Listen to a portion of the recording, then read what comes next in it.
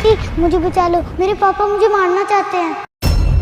એમ કહીને આ નાનો છોકરો તો આવી રીતે દુલ્હનના લહેંગામાં સંતાઈ જાય ત્યારે જ્યાં નાના છોકરાના પપ્પા આવે છે ને કહેવા લાગે છે, અરે બહેનજી તમે ક્યાંય અહીંયા નાના છોકરાને જોયો? ત્યારે આ છોકરી ના પાડવા લાગે છે, પરંતુ એ જ ટાઈમે આ નશેડી બુઢા અંકલ ત્યાં આવી જાય અને છોકરીને કહેવા લાગે છે, ચાલ બેબી મંડપ તૈયાર. ત્યારે આ છોકરો કહેવા લાગે છે, અરે આ છોકરીને બેબી કેમ કહો છો? ત્યારે આ ગરડા અંકલ કહેવા લાગે છે, અરે મારી પત્ની બનવાની છે, બોલ તારે શું? ત્યારે તો આ છોકરી ધીમેથી પેલા અંકલને કહેવા લાગે છે, મોહન એ છોકરો મારા ઘાઘરાની અંદર સંતાણેલો. આ સાંભળી લે તો આ નશાની હાલતમાં રહેલો આ બુઢો આવી રીતે છોકરીના ચણિયામાંથી આ નાના છોકરાને બહાર કાઢે. આ જોઈને તો છોકરી ડરી જાય છે ને કહેવા લાગે છે, અરે હું તને તારા પપ્પા પાસે નહીં જવા દઉં. ત્યારે આ નાનો છોકરો કહેવા લાગે, મારા પપ્પા મારી મમ્મી ઉપર અત્યાચાર કરતા હતા, એનો મેં વિડીયો બનાવ્યો હતો, તેના લીધે મને ધમકાવે. સાંભળીને તો આ છોકરાના પિતા ગુસ્સે થઈ જાય છે ને કહેવા લાગે છે, અરે બુઢા હજી તો આ તારી પત્ની બની નથી ત્યારની એટલી હકુમત ચલાવે છે, જો એ મારી પત્ની હોત તો મેં એને કેદુની ઢીબી નાખી હોત. સાંભળીને તો આ બુઢો ગુસ્સામાં આવી જાય છે ને છોકરીને જોરથી થપાટ ચડાવી દે છે ને કહેવા લાગે છે, તારા બાપે મારી પાસે ઉછીનો કર્જ લીધેલો છે, બધો જ તારે ચૂકવવાનો, અત્યારથી આવા બધા નાટક નહીં ચાલે. વાત સાંભળીને તો છોકરો તેની સામે ઈશારો કરીને કહેવા લાગે છે, જોયું ને મેં કીધું હતું એ. હવે મિત્રો આગળ આ છોકરી શું કરે છે એ જોતા પહેલા તમે વિડીયોને એક લાઈક જરૂરથી આપી દે. અસલમાં મિત્રો આ છોકરી એકદમ ભોળી હોય છે ને તેના પિતાનો કર્જ ચૂકવવા માટે આ બુઢા સાથે લગ્ન કરવા તૈયાર થઈ જાય છે, પરંતુ તે નથી હોતી કે આ એક નશેડી છે ને એને ઘણી છોકરીઓ સાથે આવું કર્યું હોય. આવી રીતે આ બંને બાપ દીકરો મળીને આ છોકરીને બચાવી લે.